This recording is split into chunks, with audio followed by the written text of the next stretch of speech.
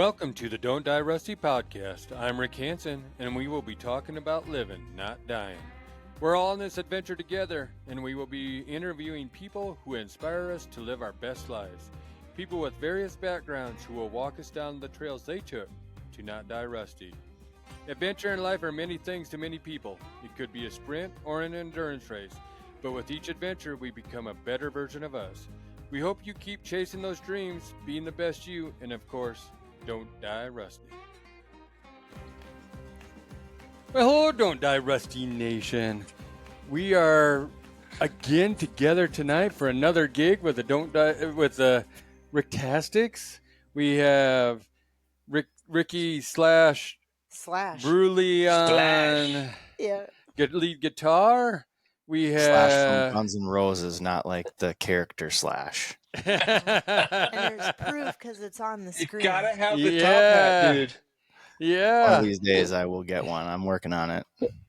We have the bass player of all bass players, Kelly Lovelace, who keeps on, keeping us in line. Yeah, keeping the beat going. We have Ashley Kurtenbach with what do you want to? Cowbell tonight, yeah, I think. Yes. More cowbell. Always more cowbell. Always. And then, of course, you have. I got a fever. Well, lead vocals. The lead vocals, but luckily, that's why I should be the lead vocals, because you think about the Rolling Stones, you think about Aerosmith, you think about others. They have ugly lead vocalists, and that's me. No. That's how that works. I don't know, but I am going to start wearing band T-shirts, I think. There we go. When we do this. I should have put one on. I know. Never thought of that. How many can we go through before we run out? I bet I got a few. lot. You do? I have a lot. I like it. I'm a big band T-shirt person, but You're a big band T guy? Yeah, but you got to go to the concert to get it. You can't just wear a band T-shirt if you haven't been to the concert. Those are the rules. You mean I can't get an AC/DC T-shirt from Walmart and start sporting it? Nope, you can't. That sucks. Sorry. You got to be there. You got to be there. But I'm promoting the band. It doesn't matter. Okay, fine. I got rid of a lot of those. A lot of those T-shirts are in Goodwill. But you wear tattered jeans. Why not tattered T-shirts? I don't know, because I don't know. Can't keep it all. Can't keep it all. Trying to simplify my life, Rick. All right. Well, I did throw a lot of T-shirts away. I did. I gave them away to Goodwill. Yeah. But not my band T-shirts. In that bottom drawer, I probably have. Listen, there's a life lesson for anybody listening. Don't throw away your band T-shirts. Nope. Hang on to them forever. I guess. Never know when you're going to need them for a podcast. Exactly. Ashley, competition. Ashley, your volume is kind of low. I don't know if is it. And I have her on high, like on everything. You do? Yeah. How's she now? I just don't. Is that better? That sounds way louder, but I almost sound buzzy. Well, do I sound maybe buzzy? Turn her headphones down a little, Rick. Well, I turned them up so she would be louder. Well, turn her mic up, but turn her headphones down. There we go. Does that sound okay? I don't sound buzzy. No, you don't sound buzzy. You're good. Okay, I did for a little bit there. All right. Need that sound guy here when we're warming up. Gee, where's audio? Audio? Yeah. I need a lighting guy too. My lighting went out in the back. So. Slash doesn't have his back. Speaking of lighting. Holy there we go. Holy buckets. There we go. Yeah. And put the spotlight on her. No doubt. Yeah. Vocals. We can see you now. Well, I posed a question.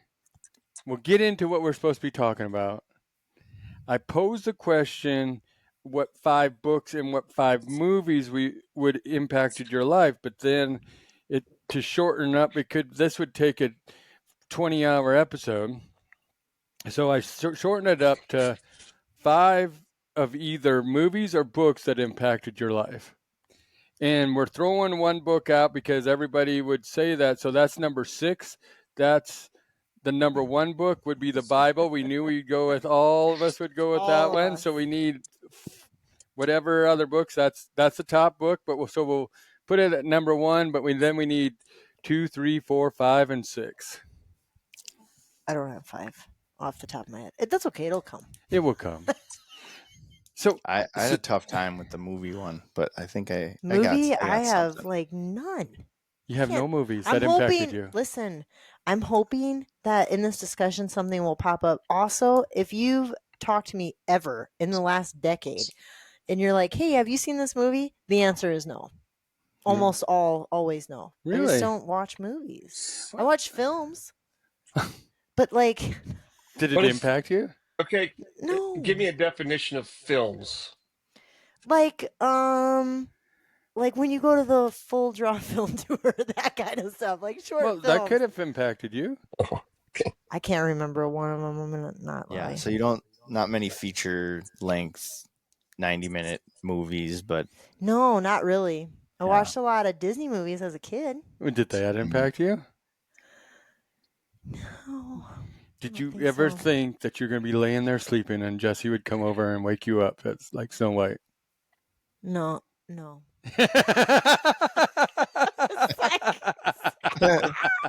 you weren't like Belle from Beauty and the Beast, and But just hoping impact you?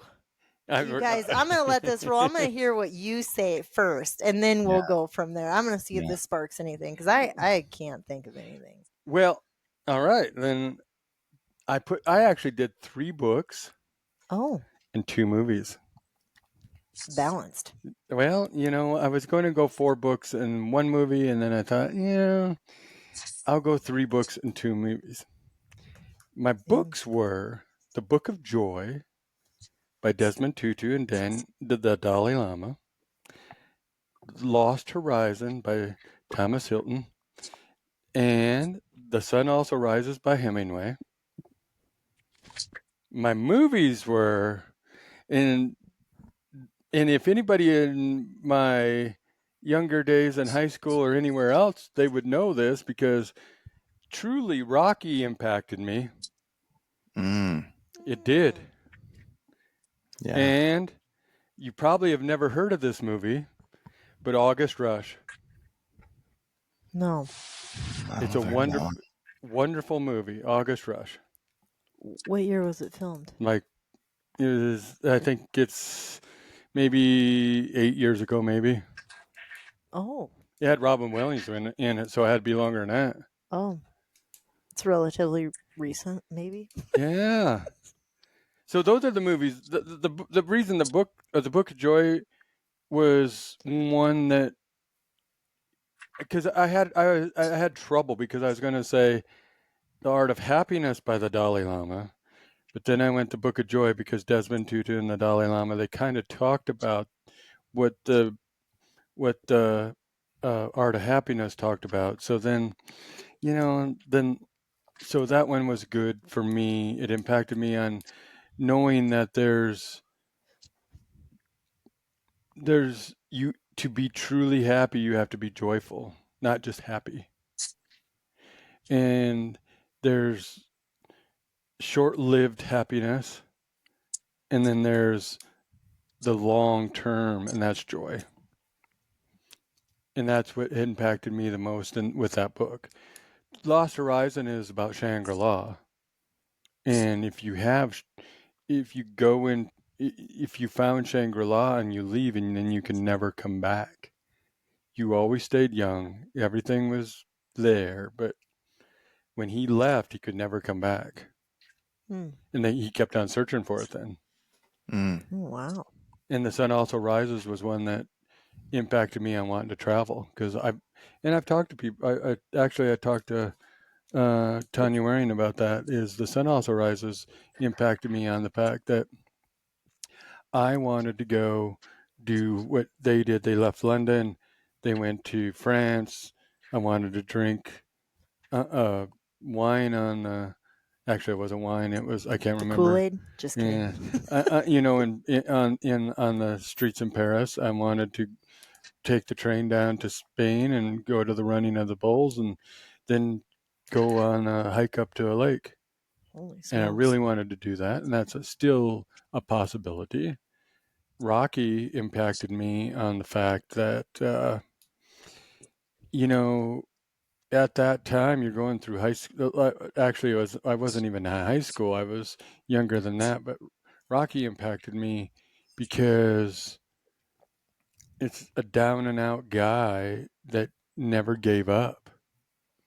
And he believed in himself, and he had Mickey there believing up for him, and he was, it's one of those movies that I can sit there and watch, even though I know everything that's going to happen, and and believe that.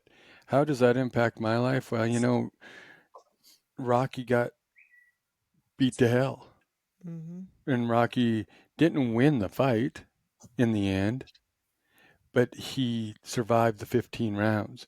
And I was thinking about this yesterday when I was climbing Crow Peak in a similar manner, because I was thinking about this stuff. But I was thinking about, we were just talking about this, that there was a ton of people when I came down Crow Peak.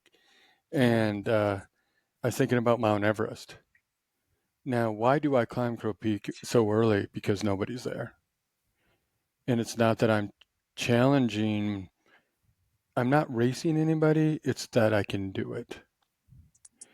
And it's kind of the same thing with Rocky. Yes, they were fighting to win. He was fighting to win, of course. And then they got into 2, 3, 4, 5, 6, 10.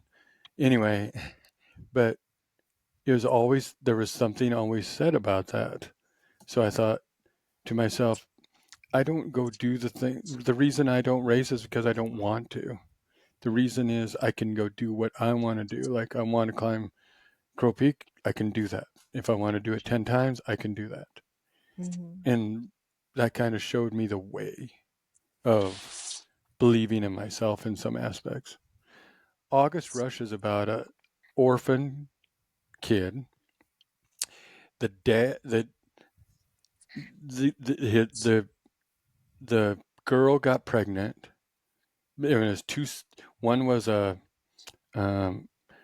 think she was a cello player. She was like one of the best cello players in the world. And the other was a rock star. And they met one night and produced a child. The dad separated them. And then she thought the kid had died.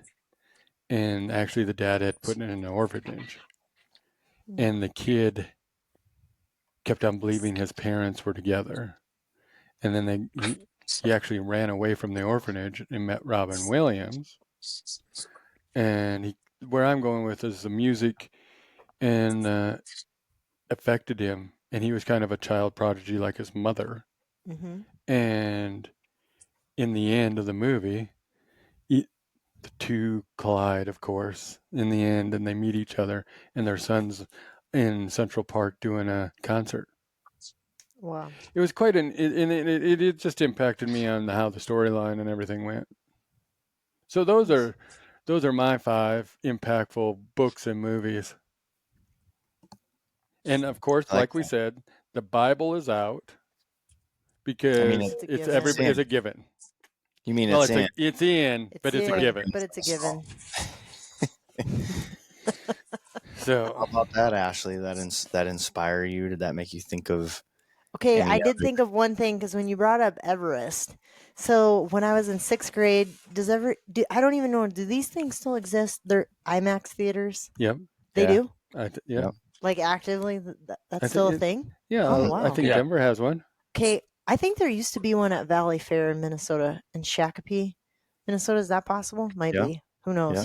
Anyway, maybe, I think it was there, and they did actually do an IMAX thing. I'd been to a couple of those as probably a kid, but the Everest one, obsessed. I became obsessed with, I grew up in Iowa, but with mountains and the thought of backpacking. My parents were not into any of this, climbing, all of that stuff. But I think that's part of what stirred the outdoor probably love. Now that you said that, see, I knew something would trigger. Mm-hmm. Yeah. And then I started doing every paper in school was on Everest, on climbing Everest, what it was about, all the base camps, and just the people that have done it. Yeah, it's wild. When did you graduate? High school? Yeah. 03. Because in 96, I don't know if you remember Into Thin Air.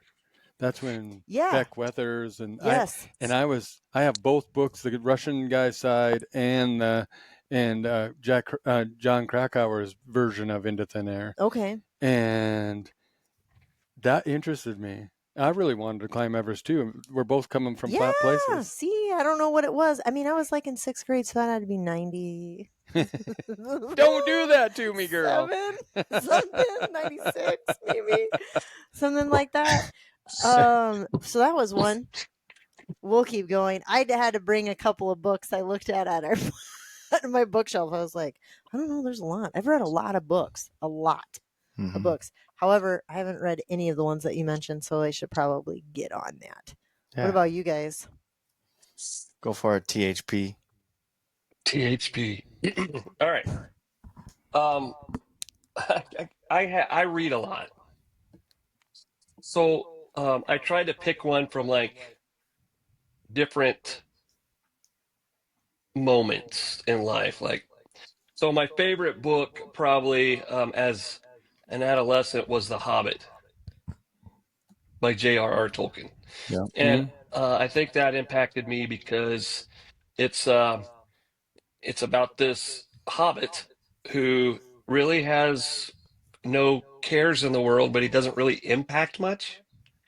And he gets to go on this grand adventure and it changes his life.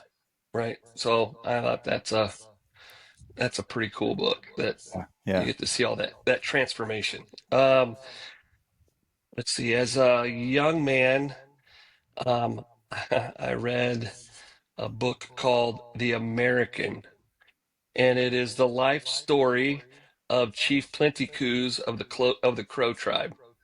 Yeah. And just about how he grew up and what his culture looked like, and I guess the rites of passage that were there for him to move from childhood to manhood, to the point where he could marry, and then he became a chief, and going through a lot of those stages to the rest of his life, because he worked kind of as a guide or a tracker for the army. He was familiar. He didn't go, but he was familiar with what had taken place. He lived through the Little Bighorn, and he had friends that were part of that.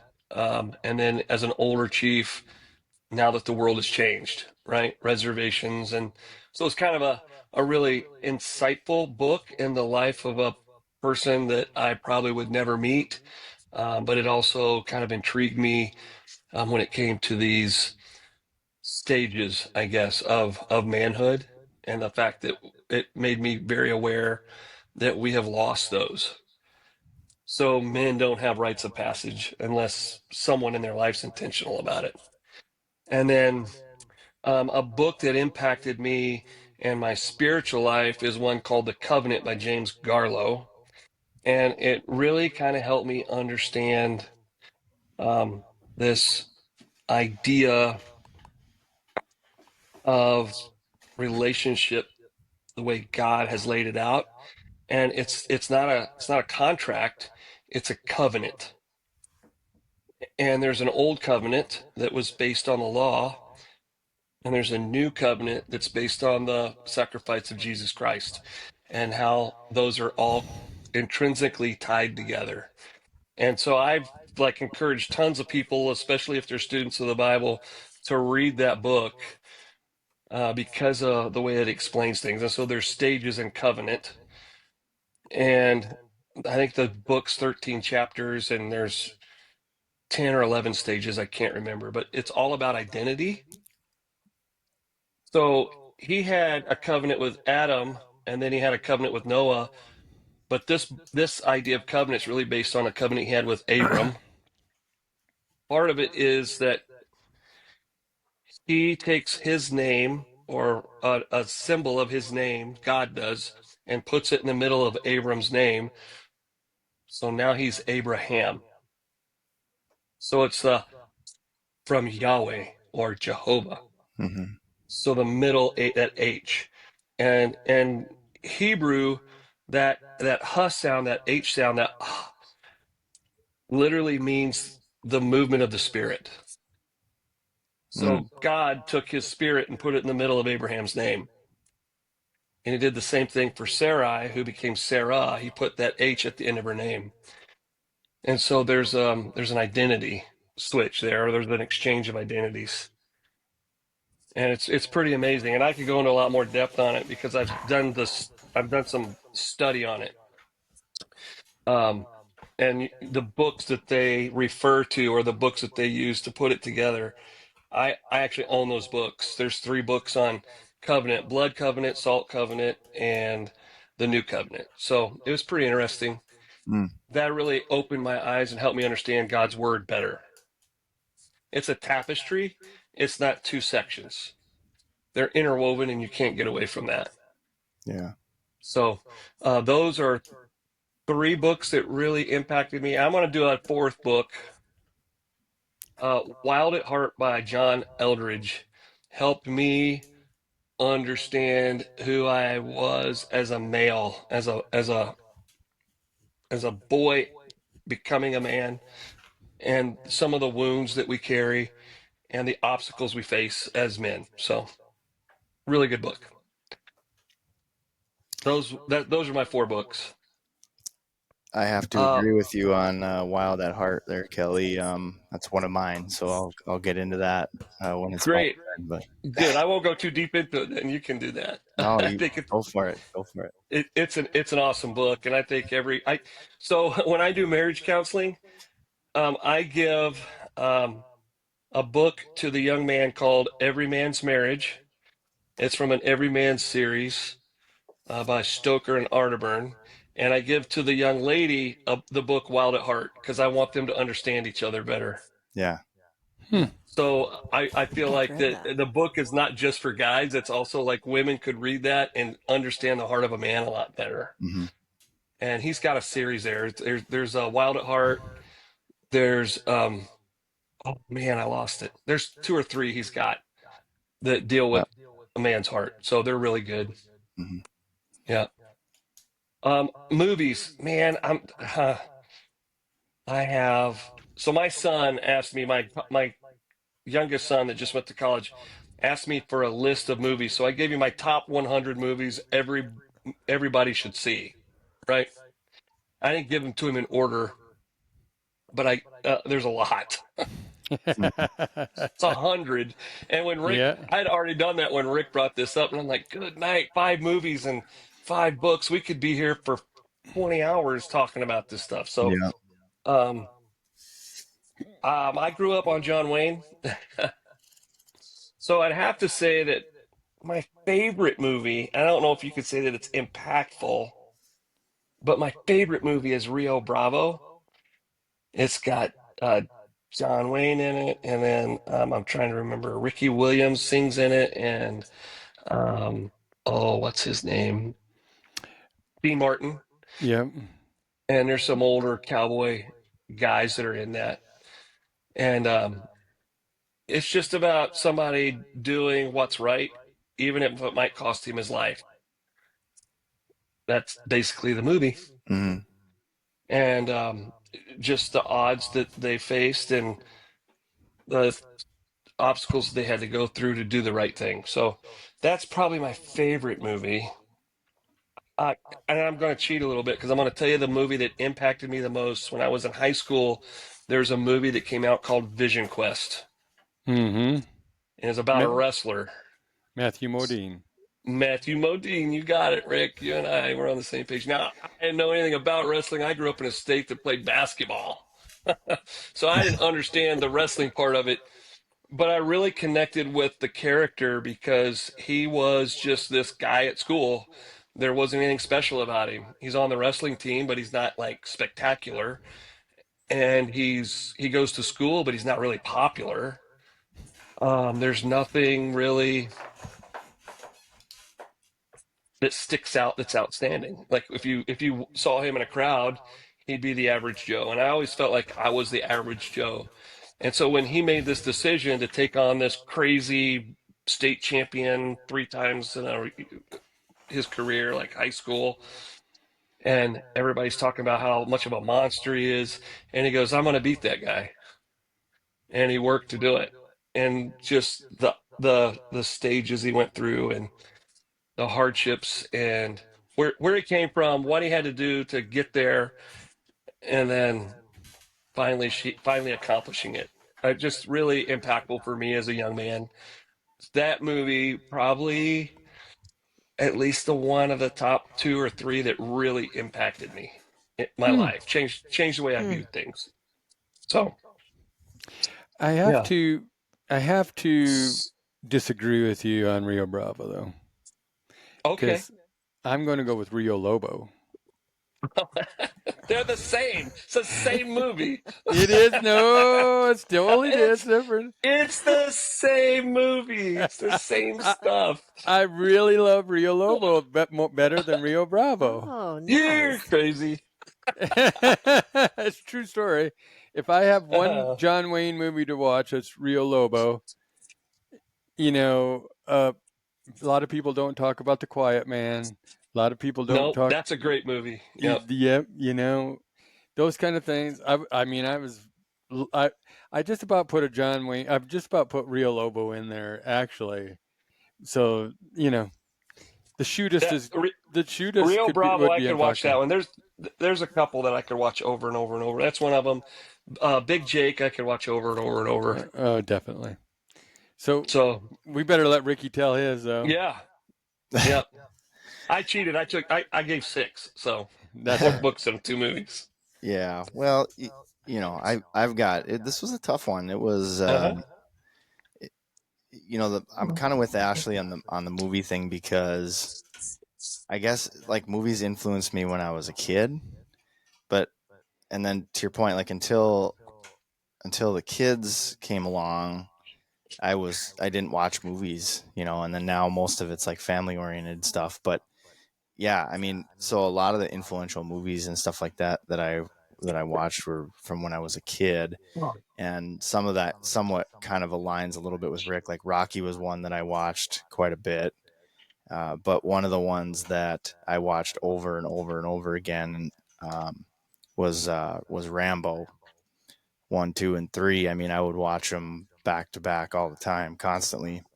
And I think what intrigued me with those movies is just like kind of the survival aspect. Then of course it's cool. He's shooting a bow. You know what I mean? So you're just like, oh, that's pretty cool. He's got explosive tips on his arrows. I want some of those.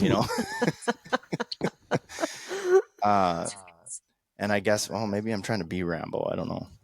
But John Rambo. so there was that one, and then Stand By Me was another big one. I think just that whole like as a boy, and like we had the Red River right in our backyard, and so I was always playing on the river and fishing, and we were building forts, and just that whole idea of just going rogue, just like taking off and running down the railroad tracks, and trying to see if you can survive a couple nights in the woods, and then just the thought of like the goal of seeking something, like they're looking for I can't remember his name, but they're Ray Brower, I think, is the guy that they're looking for. He's went missing, and so you know this whole thing about seeking out this goal, but then to get there, and then to realize that it's not quite what you would have expected when you got there, and then just the battle between you know the friends themselves, and then not only that, but then they're running into all these situations where they're having to defend themselves against the older crew and all that. So I don't know. I really love that. I think I kind of identified with that as a kid, and so I feel like that was influential to me at that time. It really kind of inspired me to want to get out, and both that movie and Rambo really inspired me to want to spend time outdoors, and I think that's ultimately what kind of fostered part of the direction that's led me to where I'm at now. So uh, and then books, kind of like what Kelly was saying. I guess I was looking for.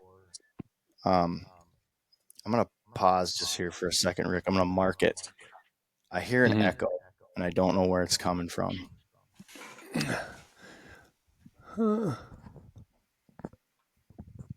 I can't change the I don't have echo cancellation on mine. Hearing an echo. I don't know if it's me or I was hearing it when I was talking. Right now, yeah, I can hear it. yeah, You and I hear can yourself? too. Mm-hmm.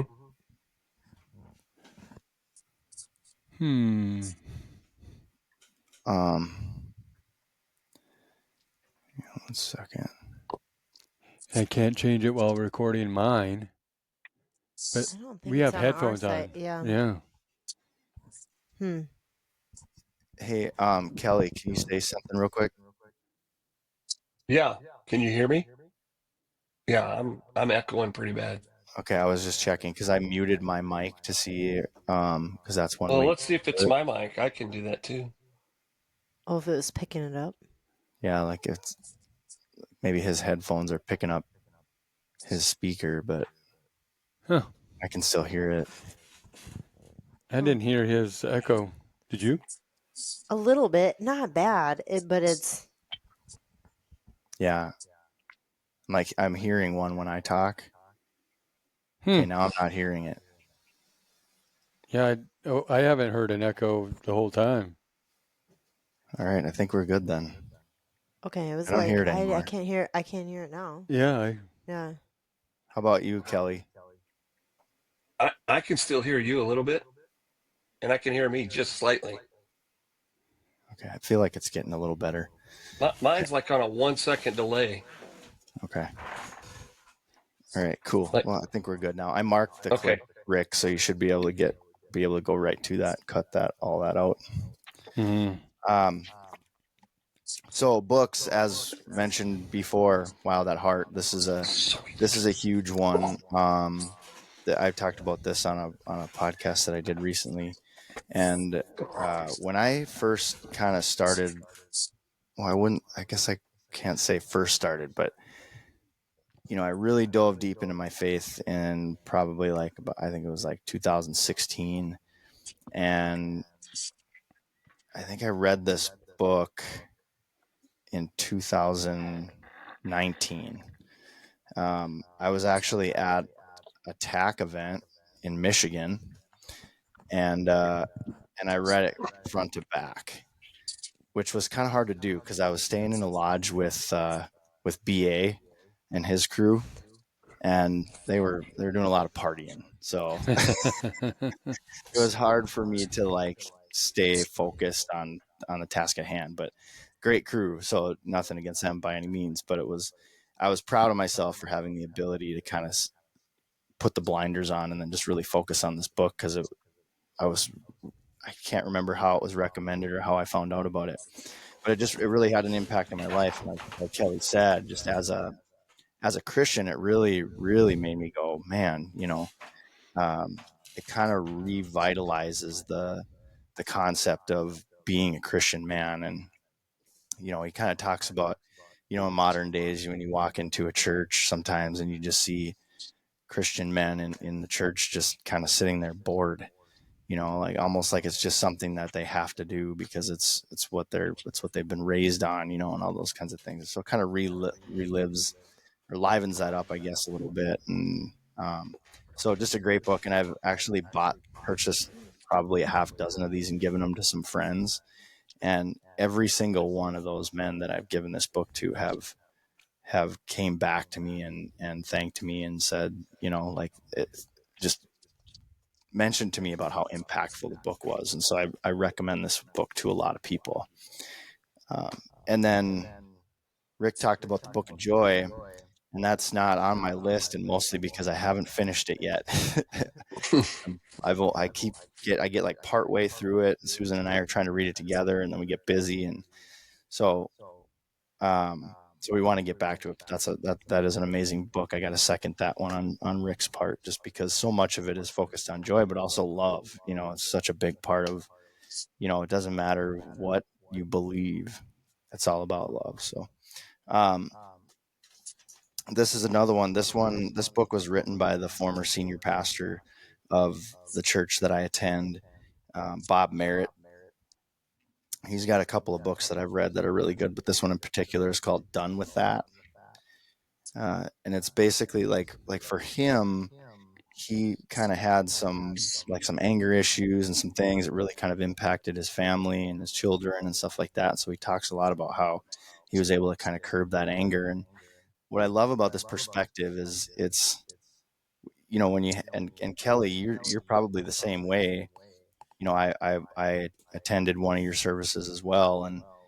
And, and just like anybody, you're a man just like the rest of us. You know what I mean? You make mistakes, and you also have flaws. And that's what a lot of this is about, is it's like escaping the struggle of your old life is the subtitle on it. And so it applies to many different aspects of anybody's life, whatever it is, whatever that struggle is, or whatever that thing is that you keep messing up on, or whatever that sin is that keeps holding you back. It kind of gives you the tools. He walks through the steps of how he was able to get through it. And a big part of it was he actually had, I think it was like 60 some different people in his life. He basically wrote out some questions and sent those questions out to all these people in his life. And they were very like questions about like, what do you like about Bob? What do you not like about Bob? And they're all anonymous. So everybody was able to answer honestly. And he said when he got those letters back, he was absolutely astonished at and ashamed about who he was because of the truths that had come out. And I was just like, man, I can't even imagine like trying to, understand that. It's like something that I want to do too, but it's also a scary thing, right? Where you're like, oh man, what are the things that people don't like about me, or what are the problems that I need to address? But you can't address them if you don't know. And so, you can't read people's minds. And I think a lot of us, to some degree know what our flaws are and where we have our struggles. But just a great book. It really kind of helped me look inward and kind of look at yourself in the mirror and try to decide, or try to figure out like on a deeper level why certain conversations went the way they did and all that. So it's a great book. And then another book that it's not so much like uh, it's influential in that it has a lot to do with an obsession that I think we all have. And I've read this book probably more than any book that I have, and it's Backcountry Bowhunting by Cameron Haynes. Yeah, I've read it a ton since I've read that one. And it's been a minute since I've read that one. It's just one of those books that really withstands the test of time. Like every time I read it, I'm like, oh, I feel like I probably took that in when I read it the last time, but now it's like just kind of a reminder, and whether I need to have refresh my memory on those skills or not. I'm not fortunate enough to live in the hills, so when it comes time for me to do a Western hunt, I got to kind of restart the fuel in the memory banks. But I've almost every time I go out on a Western hunt, I bring it with me and read some part of it. But yeah, it's just really, it kind of laid the groundwork for that passion that I have as a flatlander in Minnesota, and the drive that I have to get out of here and go chase after critters in the hills or the mountains or wherever it may be. So that's been a pretty impactful book. And then I've read, poor Cameron, he gets like a ton of flack right now. He's got all this fame and stuff, and I see people dogging on him all the time. And I've always been a fan, and I've read all of his books, and I think everything that he does and everything that he writes is very methodical and very influential. And I think he's got Endure. I've got that up on the shelf, and then I just read his most recent book as well. So that's my 5. Well, I think I mean, it's interesting how we really couldn't or shouldn't limit it to 5, but those are the 5 books that I wanted right away because there's so many books that Oh, influence there's so me. many. I've read so many. Like that's why I couldn't Hmm. like pick. That's why I went back and looked at my shelf and I was like, okay, let's pick some of the top ones because mine are going to be completely different than you guys. Well, Because mine, my mindset was like, which ones do I pick? Like the ones I read that were read when I was a kid, like, oh or the ones in yeah, high school. Like there was sort of like I remember second grade, our teacher reading to us Charlotte's Web. That's an impactful book for a kid that's in second grade, you yeah, know. I liked that book. So, And what were right, those? Charlotte's Web. Yeah, probably for Yeah, Ricky and and I, it then was the Goosebumps books. so then when I get into high school, I have to read Lord of the Flies. That was an impactful book. Yeah. Hmm. Like we had to read that one for me. And then so do I just pick the ones like that were kind of like that, like Lord of the Flies, The Hobbit. Like those are impactful books. There is a message there, but they're not really like designed, I think, for you to glean and learn from. So Hmm. then when do I talk about those? And then do I talk about my development as a person, or do I talk about my development as a Christian man or a husband, a wife, a father? Or what about the ones that influenced me as a hunter, right? Like shots at whitetails. That's in my list, right? Like that's an old book, Yeah. Hmm. really old book. The Whitetail Masters, which is like short stories or short just it's information about different whitetail guys, Rothar, Wetzel, those guys, you know, that kind of got me into that bow hunting stuff. And maybe that's what it's called, Bow Hunting Masters. I can't remember. I've got the Hmm. book on my shelf downstairs. So what five do I pick is like I didn't even it. think about going back to high school until he said it. Well, I didn't even think about and that. I read a lot of mountain man books when I was in high school. Oh A yeah, lot Yeah. of mountain yep. man I books. was always gifted like chicken soup for the teenage soul. Read a lot of those. Thank you, Darsha. Yeah, thanks, Mom. It's like the only books I read that I didn't have to read for school. Wow.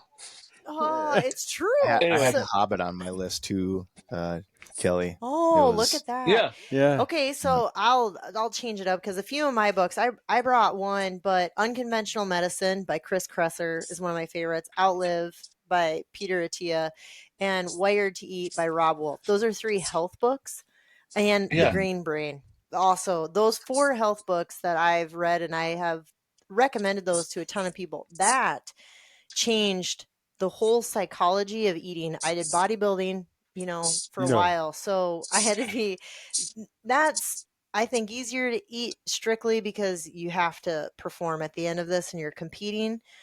But those four evaluated my health to the point it switched the mindset of not everything you have to eat makes sense. Like you don't have to enjoy every single thing you eat. You just eat to live because that's what we're put on this earth for, right?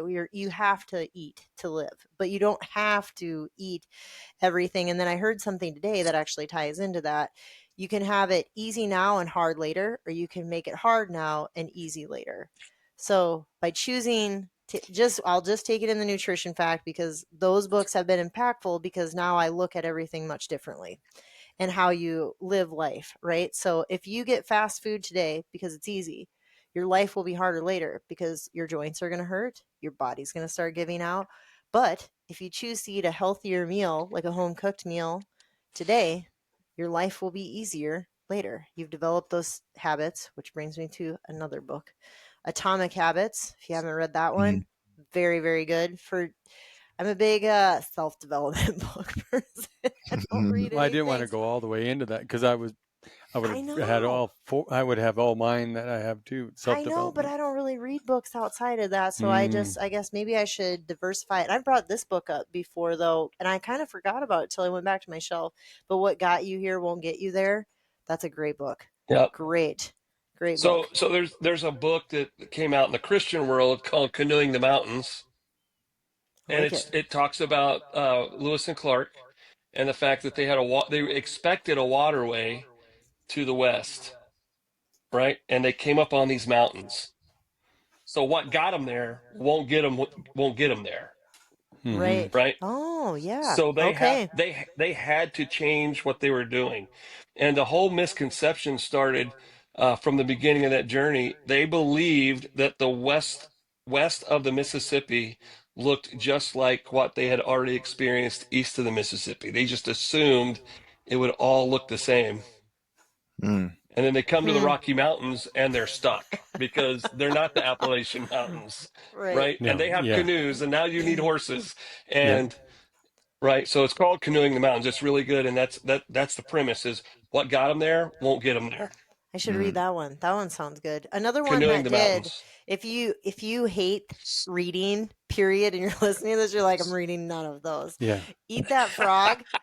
The quickest, like easiest book that will change your day today. Eat That Frog, the best book that I could ever recommend to any professional. Have any of you read that? No, I've read Lick That Toad. No, I'm just kidding you. Oh my god. Question is, Oh, did you no. follow the instructions? Yeah. No, Eat That Frog is a great book because it just says right away, because we all have stuff that like sits on your mind and you're like, I gotta take care of that. You put it off, put it off, put it off. Eat That Frog talks about doing all the stuff you hate first thing in the morning. Get it off your plate. How much better your day will be by handling what you don't. Make the hard phone calls, send the emails, get it done. What your laundry, whatever it is that's Make going to your plague bed. you. Yes. Do all Yep. the crap you don't want to do. Get it out of the way. Your day will be 10 times better. It's more positive. It's not lingering, taking up space in your head all day when you're like, God, I gotta go do this. So that's a great book. So if you're not a Mhm. reader, that's a quick, easy one that will change if like to do it every day. Mhm. Well, I get out of bed first, so I don't even have to worry about it. Don't have to make a bed that way. Rick sleeps on top of the covers. Mhm. I think that's what drives Jesse to get out of bed before me. And I don't really make the bed every day. I'm not gonna lie. I got a 14-and-a-half-year-old min pin that sleeps in till when I wake him up to eat. Well, Cindy, Can't disturb him. He's an old man. Cindy, I get up at 4:55. Right. So Cindy doesn't. So And she makes bed every day. she makes bed every day. God, that's amazing. It is Good for amazing. her. It I 'cause love a when she's fresh made gone, bed. she was gone last week to Did you make Minnesota the for bed? nope. Mhm. No. Sure did. I did when she came home. Oh. I washed because I washed the Oh, that was I very washed nice the of you. bedding. What's It- her? Oh, and Five Love Language is that Yep. book. The Life 5 love changing. languages is good. Yeah, by That is Gary a good one, Chapman, yeah. right? Yeah, you Mhm. Yep, can't. Gary Chapman. That one. Yeah, you can't. That one's so good. There's Really? another book. There's another book that's really good along that line, and it's called Love and Respect by I was gonna Dr. say that one. That's a great book for couples because it really talks about the heart of the issue. So Yep. I recommend that to anyone that's struggling in a relationship. I was like, read yeah, that there's book. books I give out like water. That's one of them. That Wild is at one. Heart's one of them. The Covenant's one of them. I just hand them out as much as I can. So Yeah, the Love and Respect one's really good, and I think it has a workbook. Correct me if I'm it wrong. does. It There does. might even be a DVD that takes you through it too. Mhm. Yeah, that's good. It's deep. I'll be darned. I don't. I don't even know love languages. You don't know love languages? No. You don't know what Cindy's are? Let's go get Nope. her. I don't. I wanna Oh ask my We her. can do goodness. it. I could do a real quick marital Yeah. counseling session right here. Yeah, do it. It will change. It will change your relationship once you know what your spouse or your significant other's love language is. I'm not kidding. You will start realizing why some things frustrate you so bad that she doesn't see, and vice versa. Huh? Yeah. What Yeah. are they? So there's gift giving, Yes. Words of there's affirmation, touch, words of affirmation, acts of service. acts of service. Yeah, physical, the Physical. touch. What? There's Yeah. physical touch. I don't. Yeah. They call it intimate touch, but it's not sexual touch. It's No, Yeah, it's just physical Right. touch. And what's the Yeah. fifth one I'm missing? Gifts, words of affirmation. Oh my gosh. People are going to be listening to this going, it's this. What? Yeah. They don't know them. Physical touch, but gifts, words of affirmation, acts of service. Quality time.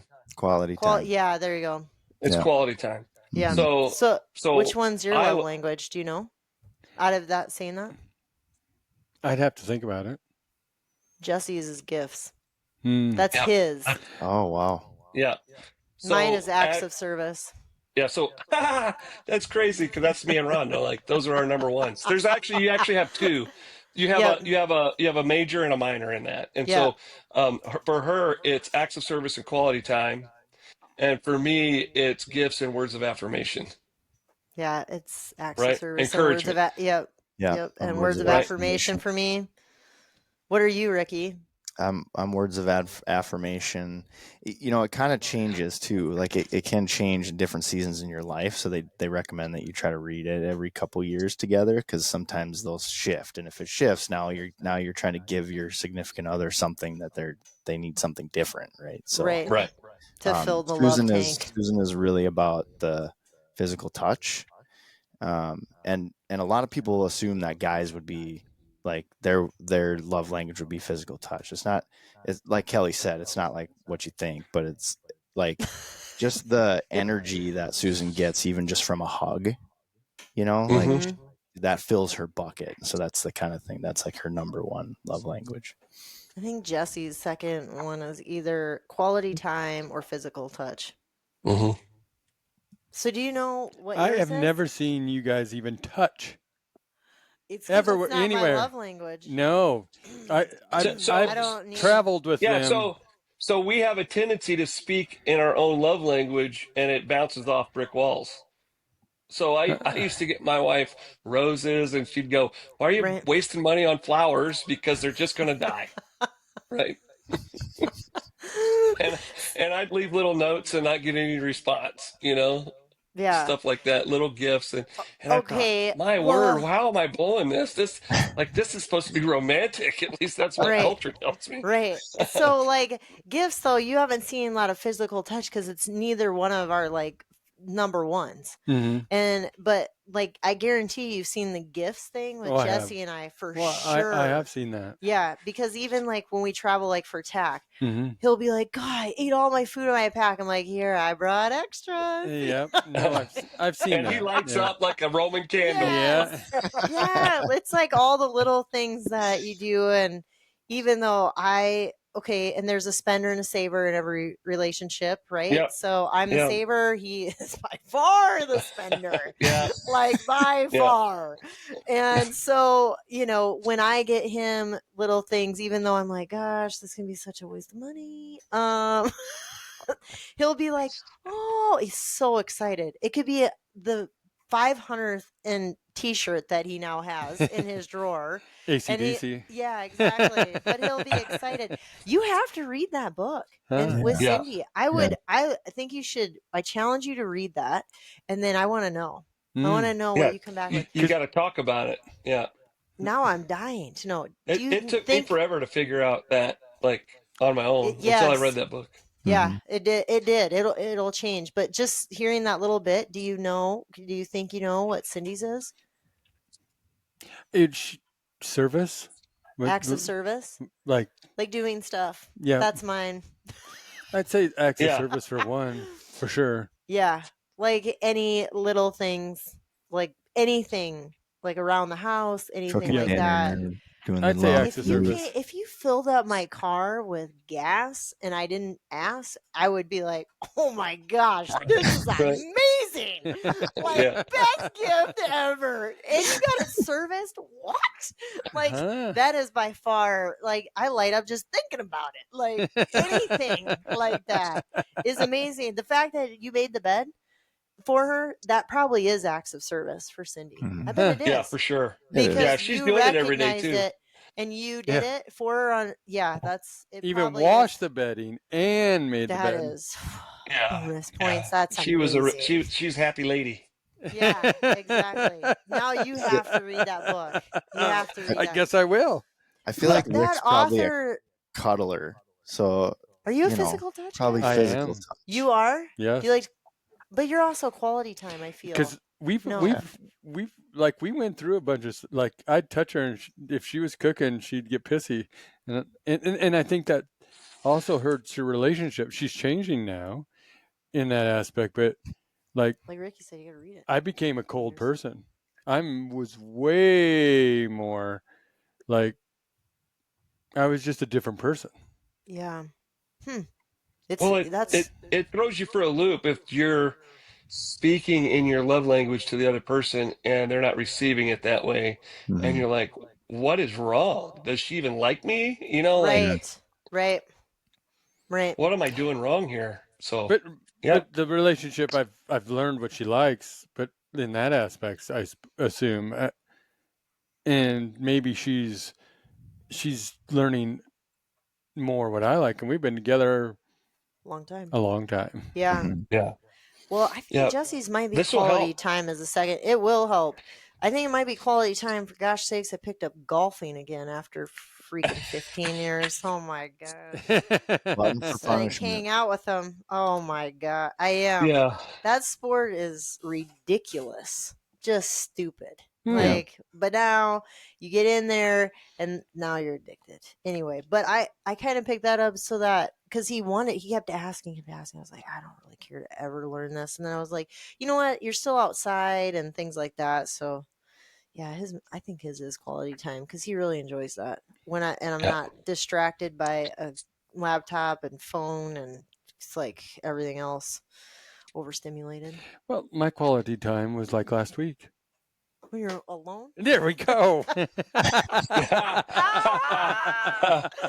Oh my I had gosh. quality time with myself. Are you gonna put the list of everything that we've talked about below or something in this episode so I can go back and see what books I might need to read? And well, I probably will could. have to go, when I edit it. I'll be able to.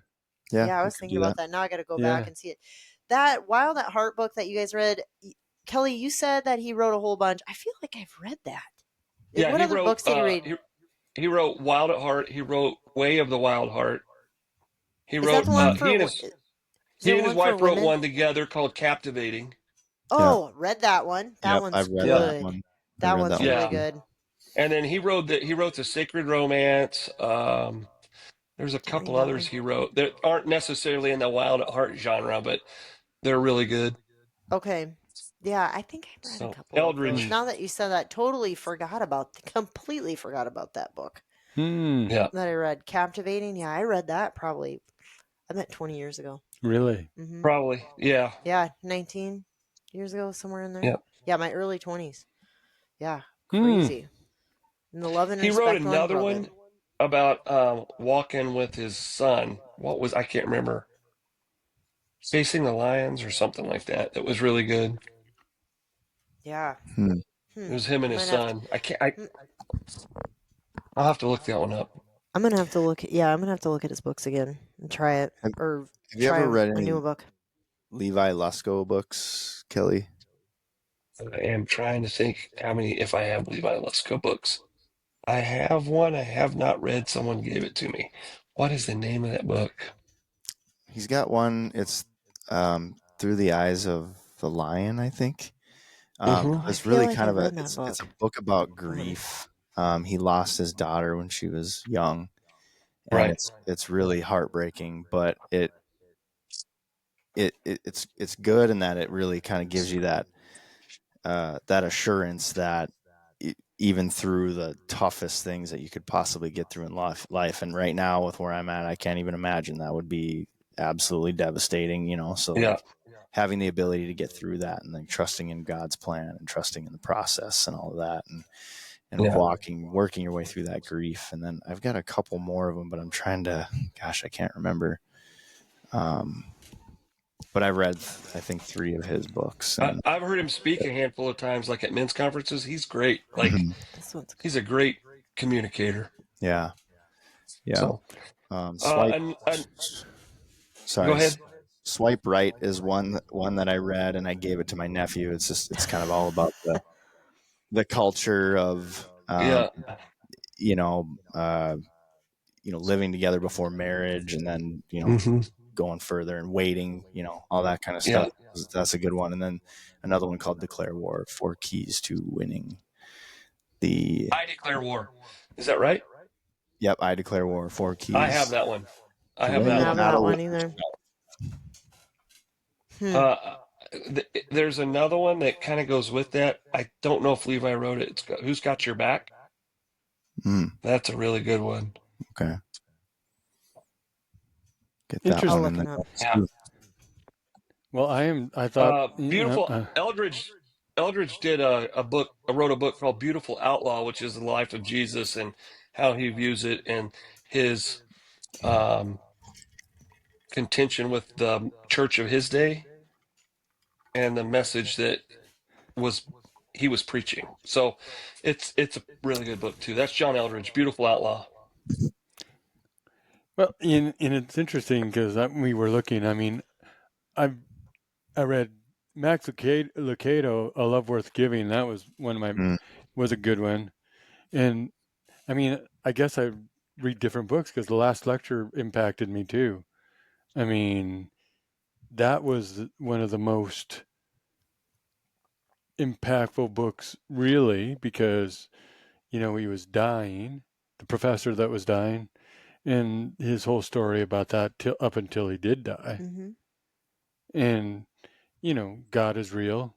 That was a good book. Well, yeah, I think I've read that one too. And it's a little short one. Yeah. Again, if you're not a big reader, it's a good one. I mean, but I mean, I'm being. There's so many. I can't even. Oh, there's so many. Outlier's a good one. It's a great one.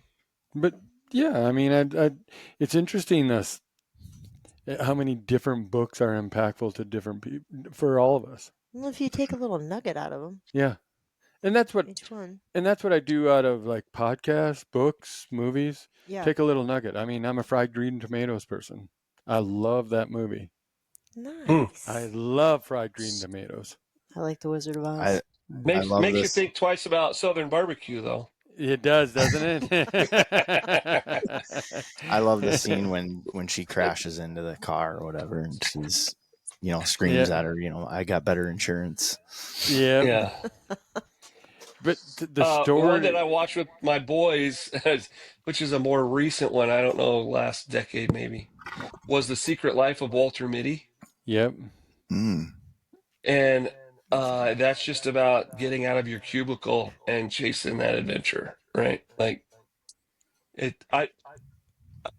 my boys love it, and we watch it together occasionally. So I really appreciated that movie and the message that it sent.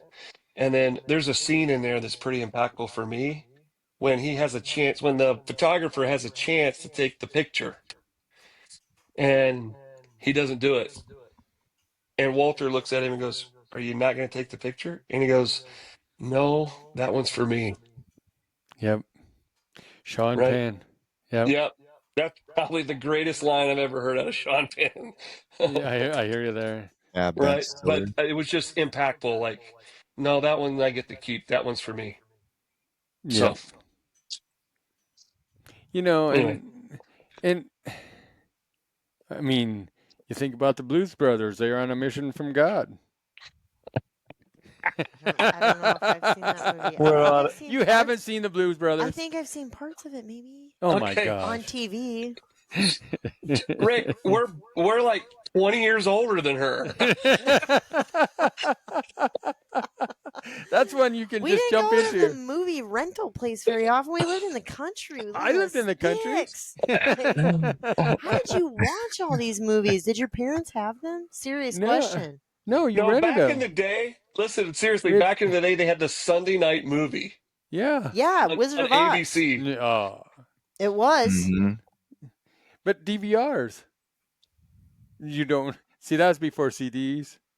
Yeah. Well, you mean VCRs? VCRs. Yeah, we had one of those. We had to rent them in town, and it was like if your parents brought you to town on Saturday, if you're lucky. Where did you grow up?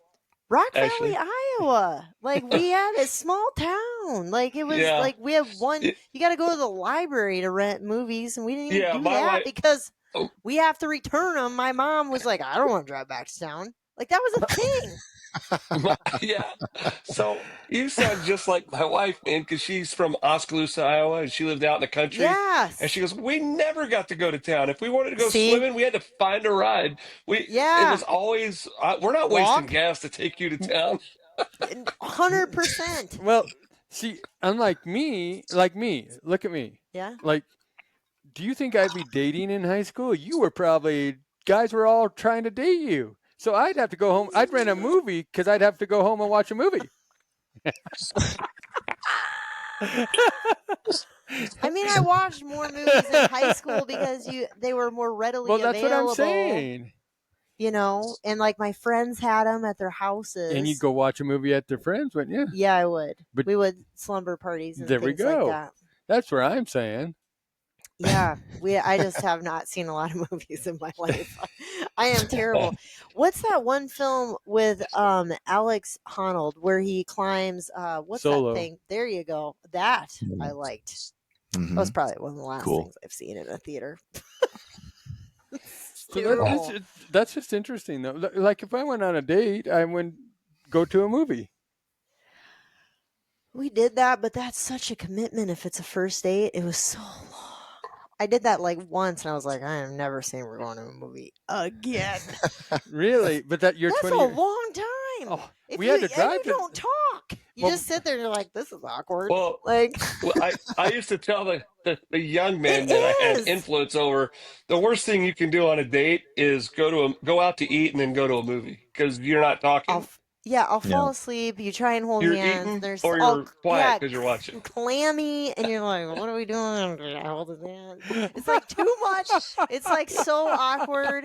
I hate it. And then when I was in my 20s, I was like, they're like, you want to go to a movie? No. The answer was no. Every time. Like, take me out for a steak dinner, bring me home. Like, that's how I A long time ago, I took a gal on a date, and we ended up going to the theater, and the only one we could get into was Happy Feet. Oh my gosh. So we went and watched Happy Feet, and then after it was done, Goodness. trying to have a conversation about this movie, and it was like, Right. yeah, it was Right. nice to meet you, handshake, and then that was that. I was like, I saw oh my Titanic in the theaters. It's a big deal. Ooh. It's like a 3-hour. Rick's looking at me like I came from a foreign country. Well, Iowa. Oh, No. you know, and everybody, I think every one of us grew up, right, with like the 3 channels, if you're lucky with the bunny ears. All right. Yeah, but here's the deal though. We yes, we did. But Yeah. to go to the movie was an hour to get to the movie. Like Yeah, we had we to drive to didn't. Huron. So you're talking, Holy crap. yeah, from Miller. They had a. If I'm from Ree Heights, I go drive. I'm on a ranch from Ree Heights. If I'm dating somebody, trying to go out on a date with somebody from Yeah, Miller, we had to drive then to you Sioux go to Falls. all the way to Huron. So you got 2.5 hours of talking plus the Yeah, going and then out. you fill my belly with a burger, and then you put me in a movie theater. I got to try and struggle to stay awake. Oh my gosh! What were you gonna say, Kelly? Nothing. I got nothing left to say, I guess. Oh About my gosh! We played video games. Oh my gosh! Oh. Want to play some Mario Brothers? Yeah, exactly. I think I did. Oh, yeah. We played video games. You Or and I in Rick liked and to go. It Kelly's was like, case, it was like that little hockey game where you just had the 2 lines that Yeah, went back and Atari. forth. Pong. oh, Pong. Atari. Thank you. Pong. Pong. Yeah. Pong. Yes. Yeah. This thing. Yep. Actually, it's more like the vibrating football game that you got with all the Yes, players. we had that. That's what I'm saying. Like, I know exactly. I wonder if my mom and dad still have that. They might. It was my dad's, I think, and then we still played with it. Old school. I'm telling you. Yeah, old What? school. 6th grade in '96, Something like that. Yeah. and I'd been 10 years graduated since then. Holy moly. Ain't that crazy? I know. Well, I was behind. Well, holy moly. This is amazing stuff. I know. It's This is like amazing a what time you learn. capsule. That's why why I like The Wizard of Oz. I mean, that was a good movie in the 90s. Well, then, I mean, Ashley, it's so older than that, but for this. were you class of 98 then, Ashley? When I graduated? Yeah. Or what? Yeah. Oh, three. High So school? she's 03. All I 3. graduated Oh. in 03. Yeah. Yeah, because she was in 6th grade In the 90s. in the '90s. Yeah. Yeah. Born in the 80s. Holy moly. We are the millennials. The generation before the internet and during the internet. Yep. All you Little of lucky, both. lucky millennials. Oh my Yeah. gosh. My parents never knew how long we stayed up chatting on MSN. Do you know what that is? That messenger service? MSN. Is that like Messenger. AOL? Yeah. I think it was No. like AOL. Wasn't it It like was. It's AOL? dial-up. It's dial-up. Oh, yeah. I can't clog up the phone during the day. Don't worry, I'll go to bed at 1 a.m. when I'm a sophomore. in Yeah, high school. exactly. Don't you worry. That was texting on a computer only before Yeah. cell Yes. phones. And such a goofy concept, right? Because like instead of just picking up the phone and talking, you message each No, other. because back I and can forth, have but 20 this is what we do now. conversations. Yeah. And we That's wonder why we're overstimulated. Yeah. Right. Oh, Well, don't die, Rusty Nation. I think the Red Bull or the whatever is in that Fresca has Yeah. kicked in on Ashley here. took a hard right. Yeah. Smells like Jack Daniels in there. Sudden. Oh, you would know. We had more cowbell in there, that's More for sure. cowbell. Never I too got much. a fever. Yeah, see? Well, I learned a lot tonight, actually. I know. Yeah. Just think of what the next conversation we have is going Gee, to be many like. cripes. I've learned about love language, not taking the people to movies. Yeah. Well, you can fall But that's asleep. all we did. I'd just be nervous. I'd fall asleep. That is amazing. Yeah, I mean, I went to some, but like not a lot. Like, I mean, probably the first 18 years of my life, I bet I could count one, maybe two. My first movie I ever went to was Smokey and the Bandit. Oh, I remember that movie, but I never, yeah. Burt Reynolds. Everybody wanted Yeah. to be the bandit. What was that? My dad always watched, Beverly Hill Cop. You remember that series? Yeah. Oh my God. My dad used to watch that. And Top Gun. See, those are the movies I did watch. Well, I mean, like Kelly was saying, John Wayne, Did your Clint parents watch Eastwood. those? Yeah, Clint Yeah. Eastwood. I mean, you can't beat. To me, you can't beat Outlaw Josie Wells. Maybe part of the no movies thing was really when sitcoms, like family sitcoms, really started. You know, like that was a Friday night thing. Remember they used to call it TGIF. Do you remember that? Yeah. You do. Yes. See, okay. Then- Rick's like, So, well, I don't know. I'm gonna Like, start were you crying past that? Were you past that? No, You I were? know TGIF. Yeah, I don't know how many years that was a thing. Was it like a decade? I don't know how long it was. probably in look the this up. 90s. This could be trippy. Thanking God Right. for the wrong things. Yeah. Yeah, right. But it was that, and there was all sitcoms, so that's probably why we didn't watch movies, because you could go like, I don't know, Friday nights and go watch there was like 2 hours worth of sitcoms, and it was time for bed. So I don't know. Yeah. Idea. Right now, I'm feeling like Apocalypse Now. Love the smell of napalm in the morning. Anyway. Oh shoot! Oh. Aw. All right. Well, we kind of got off the subject of the 5 books, but we talked about a lot more, so that was good. Yeah. Learned a little bit. You're welcome. All right. Well, anyway, I think we've talked about everything we need to talk about tonight. There's so much more. And there is. Well, this will be another time. Yep, exactly. So Time capsule is what we'll call the next one. maybe that would be a good one too. So thank you for more cowbell tonight. Yep, you got it. Thank you for being the bass player there, Kelly Lovelace. Thank you for being Glad the I could be guitar here. player. Anytime. And I've lost my voice and shaking my head and can't think straight anymore. And holy moly, feel old and feel decrepit and not like I'm not No, like that's I'm just going to die, whatever you're Rusty. drinking over there. No, just kidding. So, anyway, well, thank you, Don't Die Rusty Nation. And as usual, keep chasing your dreams, being the best you, and don't die rusty.